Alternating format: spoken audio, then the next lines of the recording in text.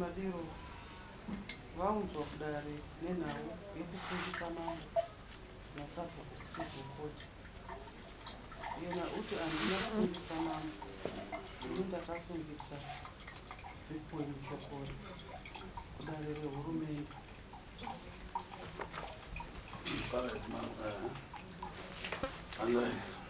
pamusoro imambo nedare tauya namadiro nenhau yamakagara muno kudare mukavawana vane mhosva yekuri manemusi wechisi mukavabhadharisa mombe. Mombe iyoyo ikanonoka kuuya ikazouya yotorwa nemupurisa wenyu, yatorwa nemupurisa wenyu vamadiro vakati mombe iyoyo yatorwa zvisiri pamutemo ndokumba vaenda kudare vamagistrate kuda kuno-overrida decision yakanga yatorwa nedare renyu. Handioni paipinda sabhuku mushokoro parestoration yemombe iri kukilemwa navamadiro kuti ndakasungisa sabhuku madiro. Iro dare rakatonga richida mombe ranga riri renyu. Zvaingoreva ndezvekuti vakangoshandisa zita rasabhuku mushokoro asi vachida kusungisa imi because imi ndii makagara dare iroro mukaisa mutongo iwoyo mukatuma mupurisa wedare renyu kunotora mombe iyoyo. Saka handina pandinoona sabhuku mushokoro vachipinda sezvavangaclaima kuti vakasungisa sabhuku mushokoro kwete mambo. Zvakangodarozve sabhuku mushokoro namambo chinhu chimwe chete, idare rimwe chete, nekuti dare rechisi ragara rinogarwa nemi mambo harigari nasabhuku.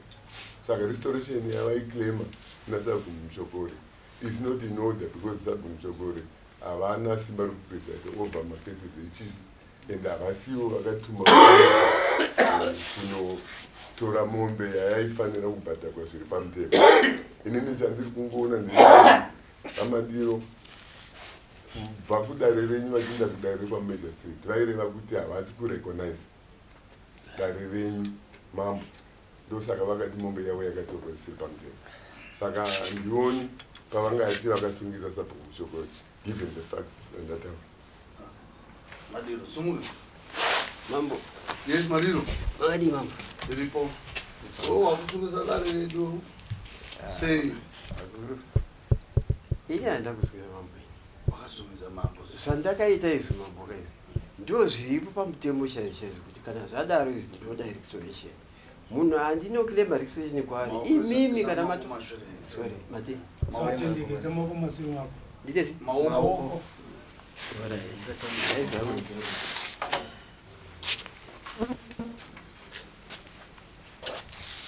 Saka ndikuti inini iyo zvandakaita izvi So. ndizvo zvandakaita izvo ndo zviri pamutemo. Say. Izvozvo kuti munhu wacho akanyorwa Madiro. munhu akanyorwa ndipedzeka mambo ndipedze nokumbira munhu akanyorwa pamapepa iwayo akabva kwamambo. Munhu akanzi iye ndiye anofa ahwina nyaya ndiye munhu anodi andinosungisa iyo akatora mombe. Ndo zvandakaita izvozvo. Dai kuri kuti zvanga zviri pamutemo dai madziseti vakatoramba kutora nyaya. Saka nemhaka yekuti madziseti vakaigamuchira vakazoitonga zvirevo kuti hapana chinakakanyasi. Dai kuri kuti hamuri dai zvazvisiri in order kwakatonziko nono munhu wamanyora mapepa asi yakatora mwanya iyo ndomaonera uno. Ndomaonera. Iwo unogara mudunhu rekwani kuna Madiro. Bade Unogara mudunhu rekwani. anizisipa. Unogara mudunhu rekwani. Kudunire kwani. Nzvimbo yekwani. Nzvimbo ndodunhu. Kare kwachifani. Ndimika mambo. Sabhuku kwamundeni. Sabhuku. Ndiye big boy mushokoro. Eka. Ndosa zvatikutaura kuti iwo sei waizosungisa sabhuku. Aiwa pamutemo zvakatsoma do yacho inoshandiswa pamadhare iwayo ndo zvainotaura. Aiwa. Madiro. Ndo maonero angu. Madiro dambudziko rawakuita iwe. Iwani. Wakushandiswa nemazivhiri. Ndakuti Wakushandiswa nemazivhiri. Iwo uri munhu akashanda. masevhiri ngapi. Waunogara naro. Wanonjeza pakudima. Aiwa iwa Madiro. Iwo wakabva kumusha kwako. Kumbika. Namambo mungasabhuku. mali kuna mambo kuna sabhuku ndizvo kuna kuti atigere newe andika wakashanda muno hatina kuita problem newe akutoita problem newe iko zvino wakumbunda ndozvokutsanangurwa navandirai but maonero angu ndakutaura and I don't see I don't know kuti problem yachiri papa atomboita problem nemimi chero even mavhesera vamwe vatari atomboita problem nawini saka apa ndipichadziri kubva pati aiwa sabhuku is offended edmin is offended saka mati masivhiri anonishandisa chonde iwo ndoshandiswa pakudii apa ndiwo unofanira kurespecta traditional leadership mati saka andina kuiremekedza pakudii wakaisungisa sabhuku aiwa zvendotedzera mutemo kamutemo unotibvumbisa izvozvo mama kuti kana wakanganisirwa unoendawo kudaro hurumende yenyika iyi ko asingasikuidare rekuviri mati iri idare hurumende ipi zvongofanana idare hurumende yenyika iyi saka manje uri kuti une right yekusungisa sabhuku yekusungisa chero ini right yekusungisa chero mwe mama kunze mutungamiri wenyika ino chete ndiye asingasungisa asi vamwe munhu wese ine mvumo apo bumbiro remutemo wenyika ino ndobvumira ini unogona ndisungisa inogona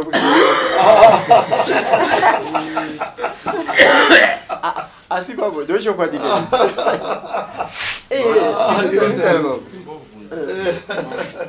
munyaya yenyu iyoyo yamakavasungisa yakatongwa munhu haina kutongwa munhu but how did you nyaya yandakavasungisa yakatongwa muno yakatomba kunoku here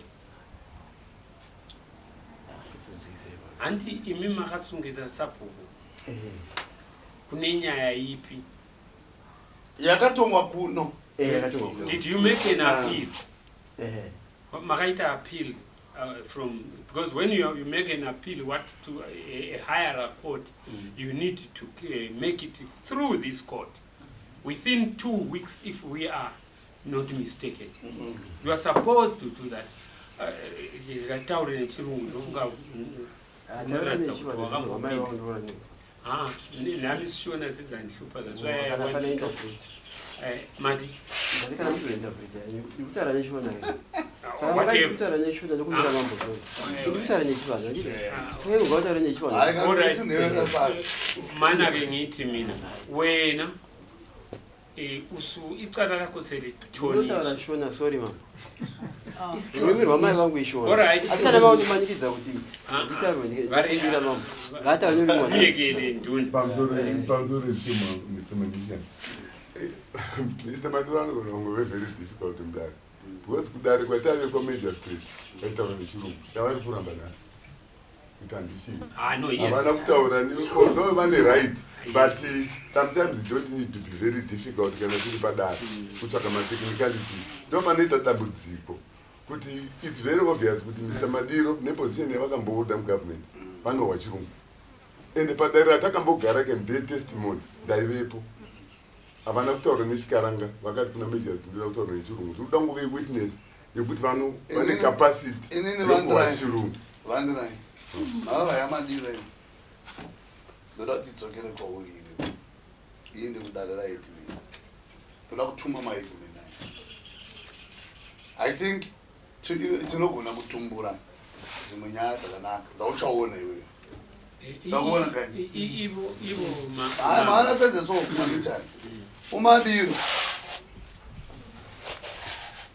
uti yena wakupisa ini usabhuku but sifuna ukuthi andi lina ama-headman onke wena umakombe uganye umahlawuli siyalinika imota lihambe kubandirayo kuba umadiro acele kubandirayo or acele ukufita lihlala la iphansi kukhona esengikubonile lo uyakwanisa ukuzwisisa singakhuluma naye ngikudla but kulabantu abantu laba bafuna ukutshengisa ukuthi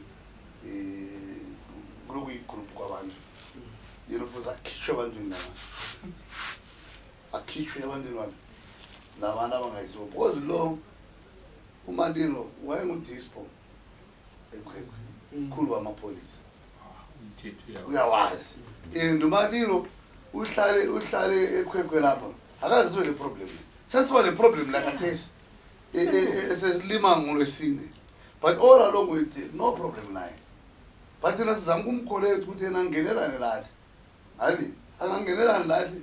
You can also teach abela abantu ukuthi hayi yabona bantu umthetho owesigaba uyafana lo mthetho welizwe uwenza ukuthi obaba bantrayi labo babe free because ngama-headman bethu i-emplacement yezwa indawo liyana yonke liyana is under chief lesela and ubantrayi nguyi-headman walaphana, that will never change. And umchokolo nguyisapho walaphana, that will never change. And uMadilo is a plot holder under Sapo Muchokore and the Evandrayi under Chief Lesela, which is legal. God, which is legal. And what you must do, you must ascertain all problems. Yeah, no, Mr. Madilo, you must tell this the problem you have so that it's solved. Because it's not held with a senior government official like him. I look at Ave lo sabulo edme. Oh, you never know it advisor when you.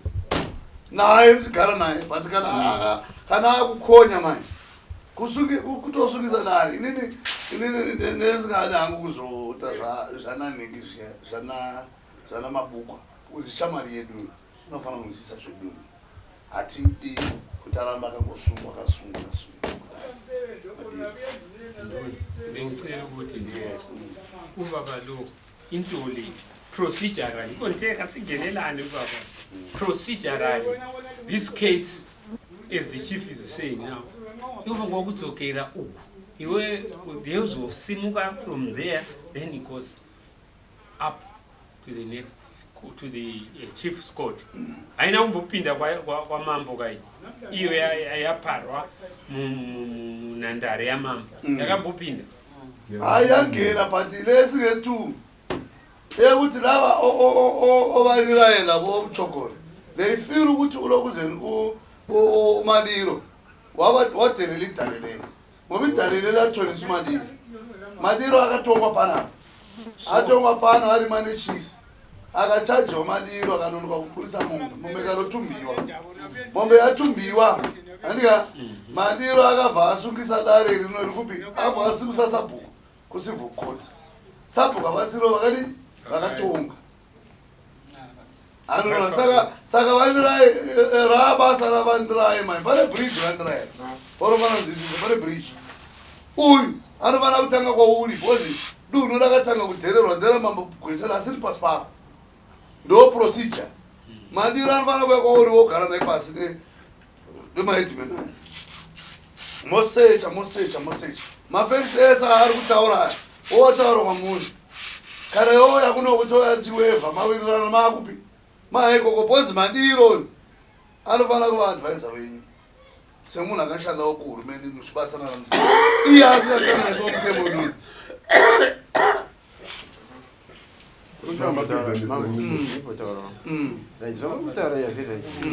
indakatoshamisika kuti nyaya yaizotanga yauzwa kuno kusei ikoko kwani mati kuna sabhuku kune vava kusei nyaya yazweya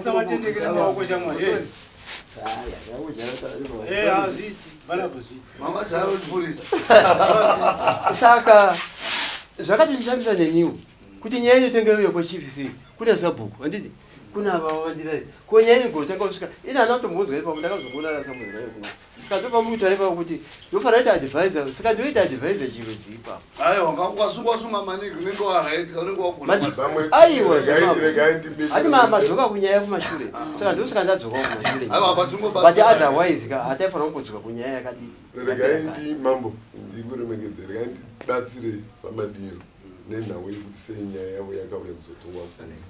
Mtemo wamambo gwesela unoti nhaurwa yechisi nhaurwa yechisi haitongwi kwaSabhuku, nhaurwa yechisi haitongwi kwaHeadman, nhaurwa yechisi inotongwa pano paMambo. Ndosaka makauya kuno direct kwaMambo, but isusu takaziva kuti kwarimwe nechisi Sabhuku akandiudza but hapana pandaiunganidza dare rokutonga munhu ari manechisi. Ini ndine directive yekuti mhosva dzose dzinochokuita nokurimwa kwechisi dzinoenda direct kwaMambo gwesela. handisi kuramba wande yechisi yakupfuura yekuzvidza dare ndoyatara yekuti vamandiro vakanosungise dare handika vasungise dare ine mhosva yatakatonga handika inhauro yamaifanira kutanga mapepeta navo kupi kumashure uku maipepeta moiwisa yakadii vozikozova ari kuti ivo vane right imime marights avo ese waifanira kukrashwa kupi muri koko isazitaura zvemarights kapanapa tokutaura zvokusukiswa kwedare nemombe yakadii yacho yakatogwa iyoyo mombe yagara yakatoenda kudhara yangowo ribhini tangomira chedu twaribe 15 chisi tivatonge zvichi titori imwe mombe but isusu ngotandia kuti zviite nani vavandirai pasaramba pane rift imi motora madiro apa gurupu yacho apa moitonga moya neverdict yenyu isusu tokupai chi toda kupai mamaheadman aya vauye vakubatsirei imi mironga deti racho maheadman mounganza masabhuku ese anga ari pavandirai tozati vaone tsiure nhauro ipi izizi nhauro yedu aiti inofamba zva asi ari madzono munyapambanisa uwenza roti singachayi uvandirai akasozake esezengani wehlule kuitonisa zinenge zenzakadara pe ezinyakuvusa kutini njengazonezi ngoba angeke kuzibanga munhu andi ziyala zonke zinomvodlozela abantu abana abasoze bakwazi ipower kabandirayo ukuthi ubandirayo ngubani bafuze bakwazi ukuthi uHeadman angathi lokho hayi thina sibone ngama results I think amba uruzola lemthokwe Mzule mama iwo risabhuku andika ndiwakaona munhu achirima mkomani waona munhu achirima munhu akasungwa tikatongwa yokaendeswa ku court kuendeswa kwako court isusu tiri kuti wanga usingaendeswi uriwe pane divi ranga rakavandirwa munoendeswa court ndini havasi vavandirai ndini nedare rangu pamajastiti wakaonawo akaonawo ndosaka akadii akarasa because idzi dzechisi dzonetsa ndakaenda nayo nhaurwa yeconstitutional court ndaenda ndikasvika jaji akabvunza gweta unaifamba nayo mabugwa kuti une nhingero une kumusha yakati kune chisera akati gweta rakadona basa vabvunza mubvuzo mbiri najaji saka ati nhaurwa dzechisi dzagara dziripo because isusu ndine dunhu kaendi ndikarambidzwa chisi sei ndakawana chiripo mazitategurama machichigara whosoever comes in my way anenge akukanganisa chi magara aita vakuru vangu kubva kudhara kuda mambo nechikumbiro chandoda kumbotaura ndichipa uri mufananidzo kana uri driver anodriver motokari kana bhazi kana kuti mutungamiriri sezvamakaita izvozvo uchidriver bhazi mawakatakura vanhu muna driver handisikuda kuti vakaninzi ndinobvizana namadiro kupenyu hwangu ndichirarama ndamukana mugara pazana madiro ndichandizana naye asi kana tapinda munodare renyu tisanyanye kurasika focus yetu kwatiri kuenda nokuda kwokuti taudzwa zvinyowani mutemo wetingapihwa navamadiro pavari apa haugoni kusiyana nemutemo wamunopa muna mutemo unopihwa neapo kauti ndo zviri pamutemo aiwa even kukoti kwatakaenda vakaudzwa nedare mambo vandiranzvipupura kuti dare ravo riri neri neramambo gwesera rakafanana. There is no way yandingachinja mutongo wamambo gwesera iwo nozvaunoda saka zvavari kutaura panapa kuti vanhu izvo ndo zviri pamutemo tinogona kuzvigamuchira kudzosa kumasure but tichida kuti tinokumbirawo mambo kundibvumirewo tingoumba nyaya ukama hwakanaka urarame kuti nhasi mungadhiminga muti vamuchokori vamboenda kulive vamadiro sara yamuri sapo vanototaura mamadiro achasara vachirimisa vanhu nechisi nokuti vasara vari sapo kuti mutemo wavanoziva ndiwo munyowani kuti mutemo wakashanda sadispo is not the first dispo in this country. Ini I was a major in the army anditika ndaitongawo macases andaitora musoja achitongwa just like what he was doing. So kana tichitaura zviya zvezvi tinozvininipisa tichirespecta basa renyu mambo tichirese kuriziva. Ndakambobudisira vamwari kati baba vangu ndiva muchokori ndinava panapa fona ndiye chief dziki ndini mwana izvo zvese speaks ndinadzo nyembe dza chief dziki ndindodzipfeka asi handidi kudaro ndikaipa muri mambo ndinozvininipisa muri munin'ina kwandiri ndozvininipisa vamadiro is a dispo ini ndandiri major our rank yakangoita tally zvavanoziva nezvandoziva zvakafanana even mudare remambo ramajor state ndakaudza major state zvinoziva namadiro nezvandoziva asi vamadiro ndinovaremeredza handinombotukana navo vakareva nhema dziri mubepa kuti I swear pamberi pamajor state ndichataura chokwadi vachireva ndakasvika pamba pauna 6:30 makuseni I swear kuti ndotaura chokwadi vachiti ndakamira payadhi pauna ndichitora mombe kudanga mavo I swear vakatuma mupurisa wangu mupurisa wavo kutora mombe mukati medare nhasi tikanyavazosa kumasure zvavari kutaura izvezvi hazvigoni kundokondorereka kumasure kana itanzotokondorereka muno mamuri wozi vanofanira kuzvininipisa semwana akabvawo kune vanhu chete ndozvandokumbira tikada kutoka nozvipa mutemo hapana mutemo munyowani utingashataurira munhare muno wese ndakapinda mune mutemo ari muri muground muno saka ngavarege kutishandisa kuti ndine mutemo ndozvipa mutemo kureva nhema pamberi pedare kuzvidza dare ngatiriremeredze sezvariri ndimi muri mberi kwedu ndimi mutungamiriri wedu tifanongora mutakatsaritsa pamuri zvamataura mambo tazvinzwa ngatigadzirise takadai kana vakakanganisa vavada kusvika mambo ndakaita izvi ndidai ndaifunga pa ndinobudirira mambo ndakakanganisa totanga kuenda way forward kwete kudzura kumashure kuti vana vandivaine maidhimi vandoungana zvatakaona namakombiyuta handioni zvichibuda izvezvi zvisina monye racho rakavasevha vakataura mukomana kuti don't take entry rakasi rakandwa mumuyadhi zvenharo havasupose kuti maarguments netsika dzenyu maarguments nemutemo ivo vachiziva mutemo munhu anoziva mutemo aiti ndatenda zvese zviri kutaurwa nasabhuku mukoti hatifunga inyaya yakapera kukoti handichiwa madiro terera mazwa angu nyaya iripo terera mazwa angu nemazwa asabhuku iwewe kumbura regere kudare nezvawakaita kuendesa dare kukoti because kana ukaendesa sabhuku wakaendesa wakaendesa mambo mimi iwo ukakumbura regere tokuudza zvokutevera izvozvo ndo zvakakosha zvataura namuchokoro zvakakosha mandiro kana uri munhu agere nevanhu zvakakosha ndotenda mama ini ngakukumbira regere kuti matindire ikumbire regere vandika asi mumwoyo mangu ka inini plus mambo vanga vataura mambo vanga vataura kudhara kuti vavandirai pane zviripo vane maonyero avo kuti ngazoende kumashure kwaifana vanga zvakatanga kupe mandiro izvozvo iyo zvikumbira regere kudare ndozvikuudza zvokuita madaro mamoto kumira kuregerero shandiri kuona zvichikuti aiwa kumbira regere wakaendesa dare kupi wakaendesa kudare usivu court iwewe waifunga kuti zvichafamba nenzira yako yaunoda tagere papo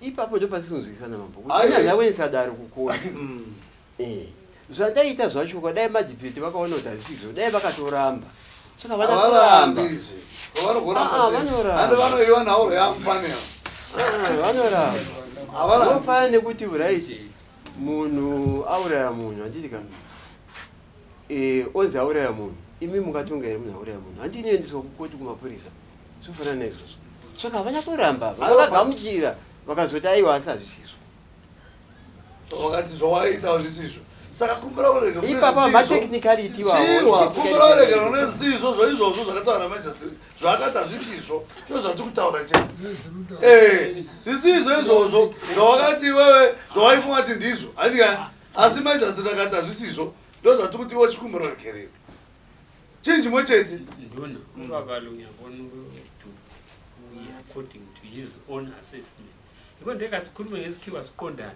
and I was the headmaster for several years. We analyzed a major in the army when allow you dispo, whatever. Yes, the laws that we use don't override the Traditional Leaders Act, the chief's laws. They don't. They go hand in hand, right?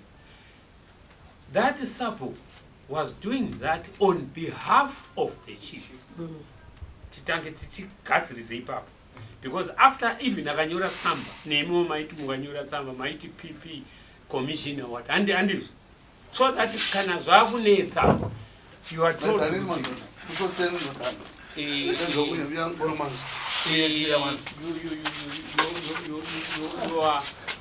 kana zvaakunosunga hamusungiwi mamusikasungi muri disco hai munosungwa ivavo because when you write what a letter or what recommendation, you at the end of the story you put your signature, put your portfolio, whatever position, then what do you say?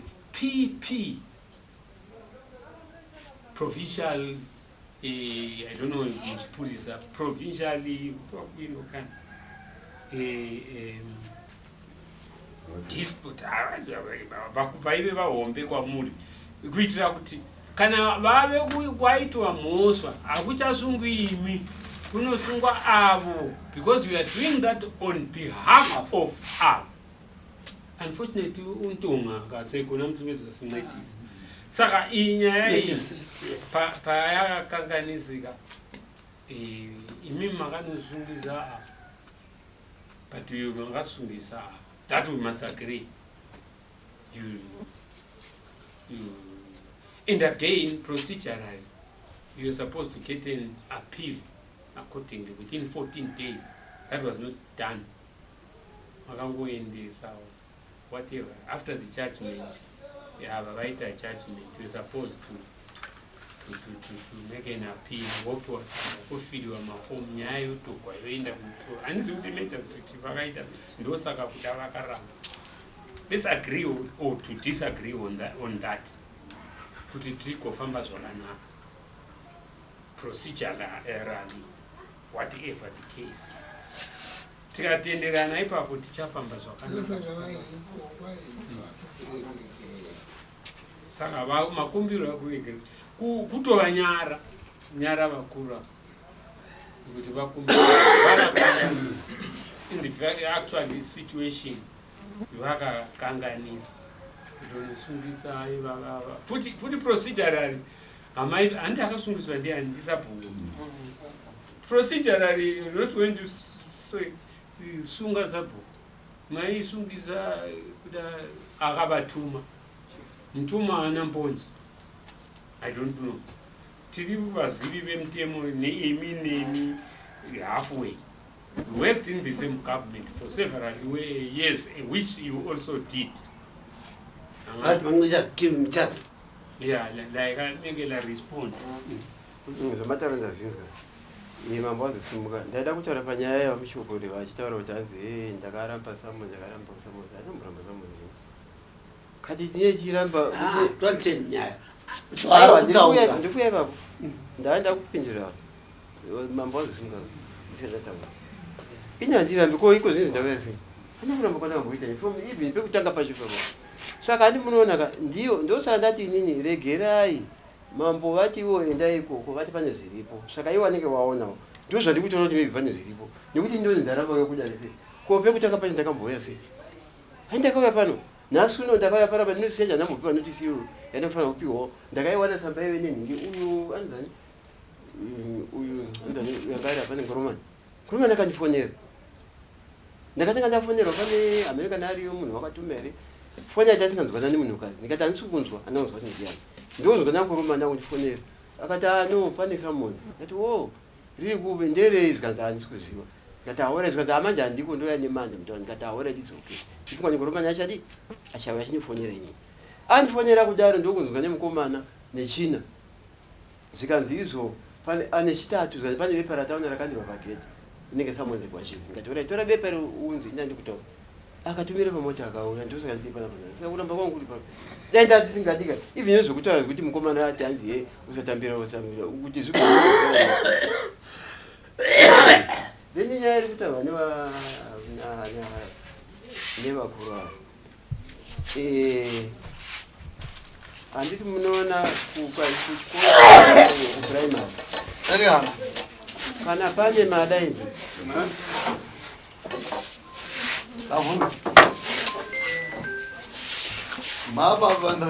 tiri kuprimary handiti kutaura ndandiresponda pane zvataurwa nevakuru ndikuti tiri kuprimary chero kuchikoro chaiwo chaiwo kune dzemadaidzi kana ari parallel hafi akasangana andizvokaiti haasangani saka ndozvatatoona panapa kuti hai kufunga kwedu hakusi kudii hakusi kusangana saka sezvo madaro mambo ndaona kurira kwedu hakusi kuita sei hakumboti wakasangana inde mafungiro angu mbune mafungiriro saka kana zvisingasangani izvozvo mambo zvamataura ndazinzwa kuti handikumbire ruregerero kuti kumbira ruregerero echikumbira kuna kudare kuna zvamataura mambo edimei mambo nedare mambo wandikumbire ruregerero saka ndikumbire ruregerero kuna sapo awo sabhuku zvakanaka ndakangana saka muchanogara zvakanaka mambo ina handakana problem nemunhu and remember that one time chimbowaadvisa apo pane kumwe zvinhu zvaiitika zvandaiona muiri yemumbo kuti nhai sabhuku apa pari kudai munopawana sei anozobvunzwa ndimi asi akaakaona saka ndakavana kudai wangu udzokera zvangu mashure handina problem nemunhu chero iva vanozisiva ivo hana problem navo kana ndisiko vakomana vangu vashandi vanoenda unoshanda kazi kwasabhuku wako kwakati vanoenda unoshanda kuriita zvakati itai vanondifonera vakomana itai saka problem yacho handioni zvavamataura ivi ndikuvaonereyo pane zviripo ndifoshuwa pane zviripo because I can say kuti handina problem nava ndoshayiwa kuti kochii mambo plus in the first place mambo unozona go back kune nyaya yekutanga ye iwo semunhu iwo semunhu wakagara nesubordinate yavo handitika wanofanira kuti havamadiro pane nyaya yakadai nyaya idzi kutaura kuita nyaya iyi inofanira kuenda kwani mutemo wachifi wemunomu ndekuti nyaya inofanira kuenda kwavo tonzwisisana zvazvambodii zvauya kuno ndakazongoona kuti ndakuenda kwachifi zoita ezifi tiri kurwa mambo ndoda kubatsira isi kuti ndikukana navamadiro sitaura kwaada kuvabatsira vamadiro vakarima nechisikanokwana kuita kavi kana kasiri katatu ndini ndiri kutaura kuti vanisi kuzuva kutaurirwa nomunhu kana ndoda kuti ndivanasi kupupura tanga tichishanda pamba pavo ndeapa pane chirwizi chiripo chabaigadzirwa bhirichi nevana ivo vanga vari munda nechina ndikavatumira vanhu vakati soinda zvinzi vanogona kuramba nokuti zvinhu zvirifepa pavakasungwa nomupurisa wangu even mumamejastiri ndakapupura kuti vamadiro vaudzwa nomupurisa kuti ndakubata vachirima nechisi kana mune zvekutaura uyai kwasapo ndakazvipupura namejastiri kana mejastiri vakazvinyora pasi iwo havana kuuya pasabhuku wachona sepizarwa ndiri kuita panapa kavazobato kanyana kake ndati ngekechitu kana kuti kasirita kokutanga kachona kwakauya handizvara mazita avanhu vakauya kumba kwavo vachizova kutu handinambotukana namadiro since even ndati ndaiva madiro nhasi ndikandaenda kulivi vakansara muri sabhuku munozotambira vanhu muchiti chii munhu anonge achiita basa rokurima vachiovharaita mitemo yachifi ndozvanaitwa saka zvizvo zvikuva nzizvo vana vambondidaidza ndaivadaidza kuti chii ivo vabatwa vachirima nechisi vakanzi musvike kwasabhuku kana mune chekutaura uyai kwasabhuku ivo havana kuuya zvinofanira nozvikuvatevera kuti imwe uyai kwasabhuku because marima nechisi ndasiya bepa rimwe ndana kuya nefairi remumotokari ndinaro bepa rine mutemo vamamba vandirava nekopi yangu iri pamutemo yarinoparidzira vanhu nieli pamusangano yandinotaura ine mitemo inotaura chisi kunyenga vakadzi vanhu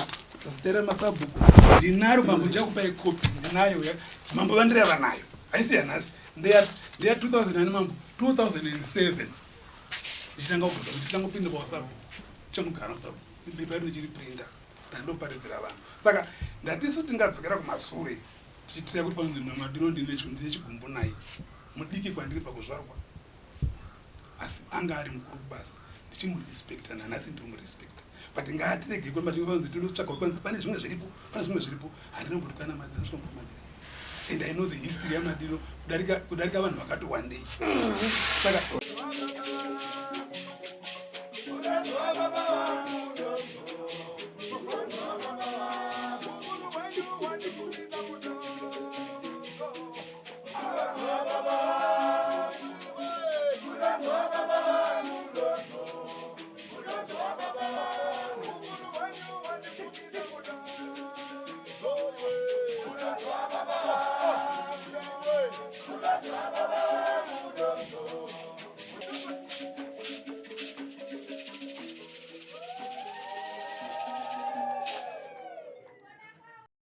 For these and more stories, tune in to Zim Newsbeat TV with Robert Tafumani.